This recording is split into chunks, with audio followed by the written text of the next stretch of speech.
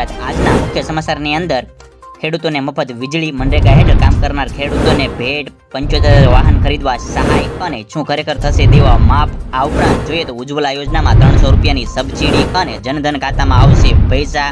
ઉપરાંત વાત કરીએ અકસ્માત બાદ 5 લાખ સહાય, ખાતરને લઈને લેવાયો મોટો નિર્ણય અને વિદ્યાર્થીઓને દર મહિને 3,000 સહાય, ટ્રેક્ટર ખરીદવા 40% સબસિડી અને વગર વ્યાજે 3 લાખ લોન તથા ચૂંટણી પહેલા વાહન ચાલકો ધ્યાન આપે અને ચૂંટણી કાર્ડ વગર મત આપી શકશો. તો મિત્રો, દરેક સમાચાર દરેક માહિતી જણાવીએ પહેલા ગુજરાતના જે પણ મિત્રો અમારી આ ચેનલ પર જો નવા આવ્યા છો તો ચેનલને સબસ્ક્રાઇબ કરીને અત્યારે જ બાજુમાં આવેલ બેલ આઇકનને દબાવો, જેથી રોજબરોજની તમામ માહિતી સૌથી પહેલા અમારી ચેનલના માધ્યમથી મળતી રહે. તો સમાચારમાં આગળ વધીએ તો ખેડૂતોને મફત વીજળી. કેન્દ્ર સરકાર દ્વારા ખેડૂતોને અનેક લાભો આપવામાં આવી રહ્યા છે. તાજેતરમાં સરકારે એન્જિન ચલાવતા ખેડૂતો માટે બિલ માફ કરવાની જાહેરાત કરી છે. તો અધિકારીઓને જણાવ્યા અનુસાર કેટલાક કિસ્સાઓમાં ખાનગી ટ્યુબવેલ ચલાવતા ખેડૂતોને અમુક શરતોને આધીન મફત વીજળી મળશે. આમાંની કેટલીક શરતોમાં દર મહિને 140 યુનિટ ચલાવતા ખાનગી હેન્ડપંપ ઓપરેટરો માટેનો સમાવેશ થાય છે. આ સાથે દરેક હેન્ડપંપ ખેડૂતો ચાલકને તેના ટ્યુબવેલ પર મીટર લગાવવાનું રહેશે અને બિલ બાકી રહે ગયેલ માર્ચ મહિના સુધીમાં જમા કરાવવાની રહેશે. આ સાથે ઘરેલું કનેક્શન બિલ પણ સમયસર ભરવાનું રહેશે અને 140 યુનિટ મફત વીજળી મેળવવા માટે ખેડૂતોને સંબંધિત પાવર સ્ટેશન પર સેન્ટર પર જઈને નોંધણી કરાવવાની જરૂરી રહેશે. અને અધિકારીઓના જણાવ્યા અનુસાર જો ખેડૂત મફત વીજળીનો લાભ મેળવવા માંગતા હોય તો કેટલીક શરતો પણ પૂરી કરવી પડશે. આમ મિત્રો, ખેડૂતોને મફત 140 યુનિટ વીજળી મળશે. જે હાલ ખેડૂતો દ્વારા જે સરકાર દ્વારા લાભ આપવામાં આવી રહ્યો છે તેમાં તાજેતરમાં સરકાર દ્વારા એન્જિન ચલાવતા ખેડૂતો માટે બિલ માફ કરવાની જાહેરાત કરી છે. તેમાં જણાવવામાં આવ્યું છે કે 140 યુનિટ જે હેન્ડપંપ ઓપરેટરો માટે સમાવેશ થાય છે.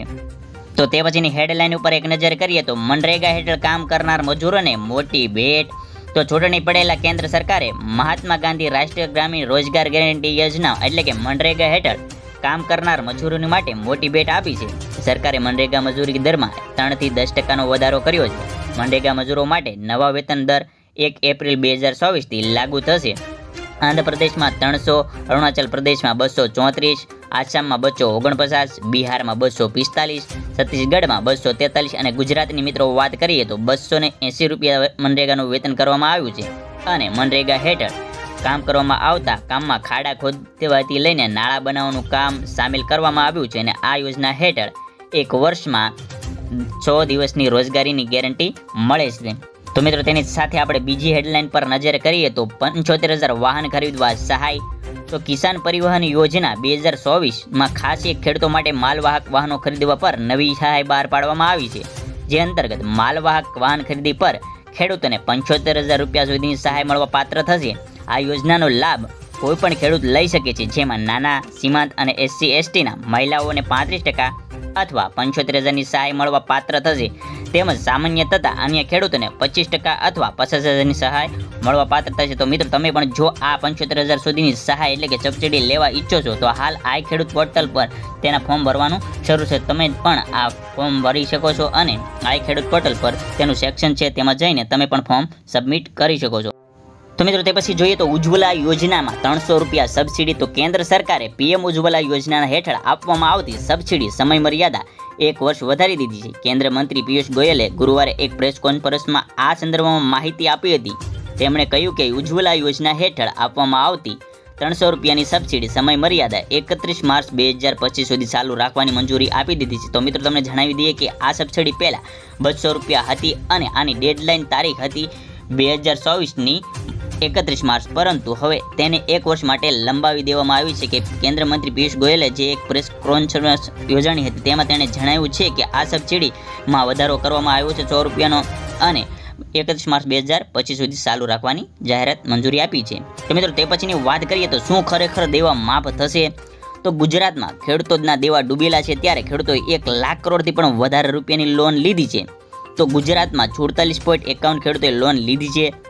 અને દેશના ખેડૂતોને વાત કરીએ તો દેશના 16 કરોડ ખેડૂતો પર 21 લાખ કરોડથી રૂપિયાનું દેવું છે. અને દેશમાં સૌથી વધારે દેવું વાત કરીએ તો રાજસ્થાનના ખેડૂતો માટે છે તો રાજસ્થાનના 99.96 લાખ ખેડૂતોને 1.47 લાખ કરોડથી પણ વધારે દેવાની લોન છે અને ખેડૂતોને લોન આપવામાં ખાનગી અને જાહેર ક્ષેત્રની બેંકોનો સૌથી આગળ છે.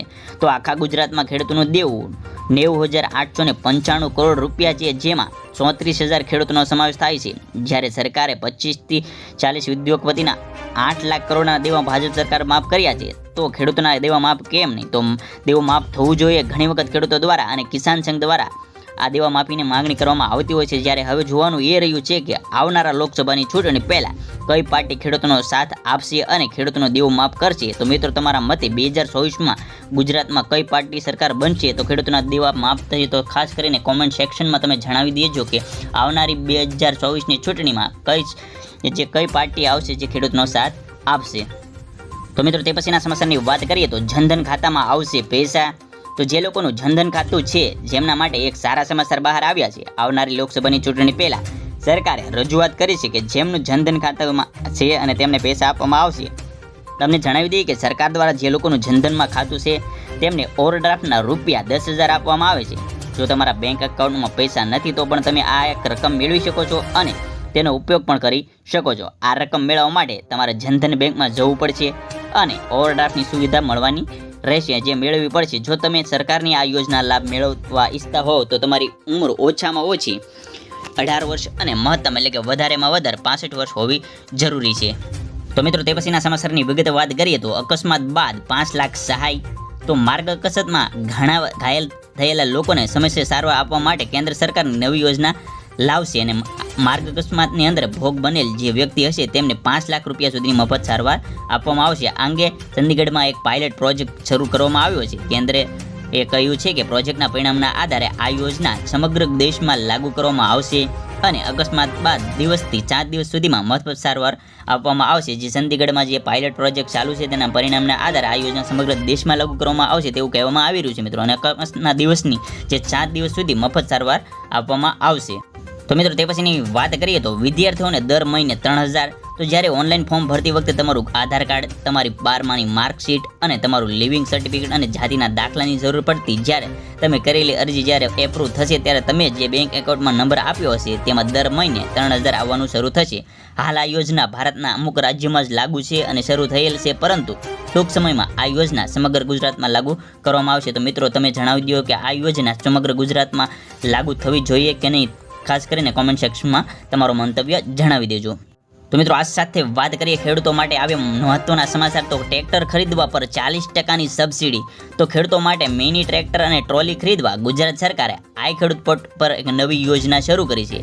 બાગાયતી ખેતી કરતા ખેડૂતોને ફૂલ ખર્ચના એટલે કે 40% અથવા વધુમાં વધુ 2 લાખ સુધીની સહાય આપવામાં આવશે. જેમાં મિની ટ્રેક્ટર ટ્રોલી સાથે 20 HP સુધીનું ટ્રેક્ટર લેવા માટે ખર્ચના 40% કે વધુમાં વધુ 2 લાખ રૂપિયાની મર્યાદા સહાય આપવામાં આવે છે. જ્યારે આ યોજના ખાસ વાત એ છે કે 3 વર્ષ ઉપરના 0.50 હેક્ટર વાવેતર ધરાવતા ખેડૂતને આ સહાય લાભ મળવા પાત્ર થશે અને 6 વર્ષ એક વખત સહાય મળવા પાત્ર રહેશે. સહાય મળવા માટે તમે અરજી ફોર્મ આઈ ખેડૂત પોર્ટલ પર જઈને તમારે સબમિટ કરી શકો છો. તો મિત્રો, તે પછીના સમાચાર ઉપર એક નજર કરીએ તો વગર વ્યાજે 3 લાખ લોન. તો ખેડૂતોને મહત્તમ આર્થિક લાભ મળે અને આર્થિક નીતિઓનો લાભ મળે માટે કેન્દ્ર સરકારે તે દિશામાં કામ કરી રહી છે. હવે ખેડૂતોને મોબાઈલ એપ્સ દ્વારા થોડી પ્રક્રિયા બાદ તેમને ખેતરમાં બેસીને લોન મળશે. તો ગાંધીનગરમાં ચાલી રહેલી G20 મિટિંગમાં RBI તેના ખાસ પાયલટ પ્રોજેક્ટનું પ્રદર્શન કર્યું છે. હવે ખેડૂતોને લોન લેવા માટે બેંક જવાની જરૂર નહીં પડે, પરંતુ તેને એપ દ્વારા જ લોન મળી જશે. તો મિત્રો, પહેલાં ખાસ કરીને તમને જણાવી દઈએ કે પહેલાં લોન લેવા માટે કેટલાય બેંકોમાં ધક્કા થતા હતા, પરંતુ આજે ખાસ જે પ્રોજેક્ટ ચાલી રહ્યો છે G20 મિટિંગમાં જે જણાવ્યું છે ખાસ પાયલટ પ્રોજેક્ટ, તે તમને હવે ઘર બેઠા હાલમાં કેટલાક રાજ્યોમાં આ પાયલટ પ્રોજેક્ટ છે જે ભારતમાં સમગ્ર ભારતમાં લાગુ કરવામાં આવશે. ટૂંક સમયમાં અંદર તમને ખેતરમાં બેસા એપ્લિકેશનના માધ્યમથી તમને લોન મળી જશે. તો મિત્રો, તે પછી જોઈએ તો ચૂંટણી કાર્ડ વગર મત આપી શકશો. તો 2024ની આવનારી લોકસભાની ચૂંટણી, જો તમારી પાસે ચૂંટણી કાર્ડ નથી તો ચૂંટણી પંચે ઘણા દસ્તાવેજો જણાવ્યા છે કે જેની મદદથી તમારો મત આપી શકો છો. Aadhaar card, driving licence, MNREGA card, સરકારી સેવા કાર્ડ, પાસપોર્ટ સાઇઝનો ફોટો, ચોંટાડેલું જે પેન્શન કાર્ડ હોય છે તે, આરોગ્ય વીમા card, smart card, photo passbook, અન્ય વિકલાંગતા કાર્ડ અને સત્તાવાર ઓળખ કાર્ડ, તેમાંથી કોઈ પણ કાર્ડ તમે બતાવીને તમારો મત આપી શકો છો. તો મિત્રો, તે પછી જોઈએ તો ચૂંટણી પહેલાં વાહન ચાલકો ખાસ ધ્યાન આપે. તો ચૂંટણી પ્રચાર માટે વાહનોનો ઉપયોગ કરતા પહેલાં વાહન